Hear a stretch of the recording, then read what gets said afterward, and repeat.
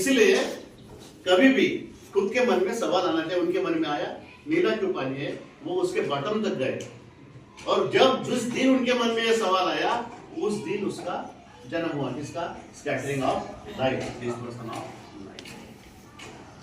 आणि मग त्यांच्या मनात जेव्हा असा प्रश्न आला तेव्हा असं वाटलं त्यांना, बघा रमन आजकाल आपल्या शाळेमध्ये खूप सारे इक्विपमेंट असतात, कंपाऊंड मायक्रोस्कोप असतो, महागडे असतात, बरोबर आहे, सोलारचे खूप सारे इक्विपमेंट आहेत, इलेक्ट्रिकचे इक्विपमेंट आहेत. त्या काळामध्ये तसं नव्हतं कारण पैशाची खूप चंचन असायची. म्हणून रमन साहेबांनी कोणते प्रयोग करून दाखवले जे फ्रीली अवेलेबल असतात. सनलाईटला पैसे लागतात का?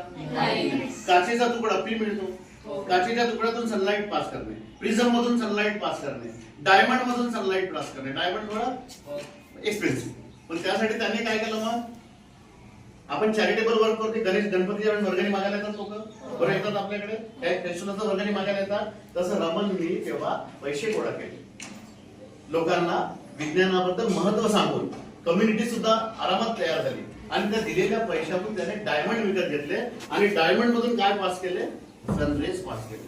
जेव्हा त्यांना असं लक्षात आलं की डायमंड मधून सनरेज, वॉटर मधून सनरेज, ग्लास मधून सनरेज, सॉलिड मीडियम मधून सनरेज हे वेगवेगळे करत असताना it gives a different result. बघा हे कोण करतो? ज्याच्या मनामध्ये असे प्रश्न येतात तो करून पाहतो. चलो करके देखते हैं. जैसे तुम लोग कभी अगर सोचे चलो आज खाना बनाते हैं, खाने में कुछ अलग सब्जी बनाते हैं, बना के देखोगे तब मालूम हो जाएगा ना कि मम्मी का काम आसान नहीं है करके. Am I right? नहीं तो क्या बोलोगे? Cooking is very easy thing. Anybody can cook, but it is not easy thing unless and until we try. तो इस तरह रमन ने भी वो अचीव करके खुद करके उन्होंने सोसाइटी को बताया, लर्निंग बाय डूइंग. ओके.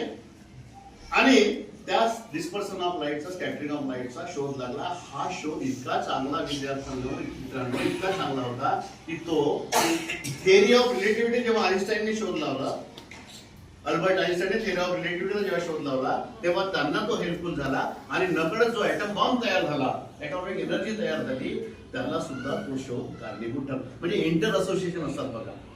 आता ह्या सीव्ही रमनचा आपल्याला वैज्ञानिक रूप म्हणून माहित आहे, पण सीव्ही रमन देशभक्त होते. सीव्ही रमन सुटपुटत नाही राहत होते. सीव्ही रमन सदा फेटा लावत होते. टर्बन, त्याला आपण इंग्लिश मध्ये काय म्हणतो? टर्बन. फेटा समजते तुम्हाला?